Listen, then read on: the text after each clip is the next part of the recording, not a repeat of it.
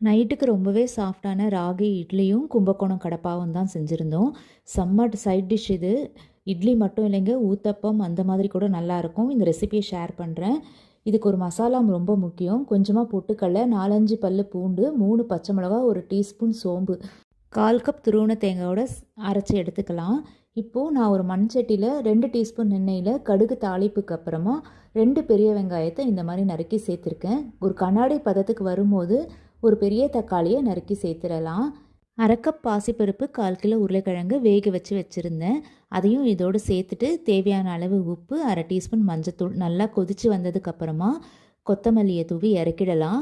அடுப்பை ஆஃப் பண்ணிவிட்டு ஒரு 4-5 சொட்டு லெமன் ஜூஸையும் சேர்த்துட்டேன். இன்றைக்கி நீங்கள் இட்லியோ தோசையோ செய்கிறீங்கன்னா கண்டிப்பாக இந்த சைட் டிஷ்ஷை ட்ரை பண்ணி பார்த்துட்டு உங்கள் ஃபீட்பேக்கை என்னோட கமெண்ட்டில் ஷேர் பண்ணிக்கோங்க. இந்த வீடியோ பிடிச்சிருந்தா ஒரு லைக் பண்ணுங்கள். நாளைக்கு பார்க்கலாம்.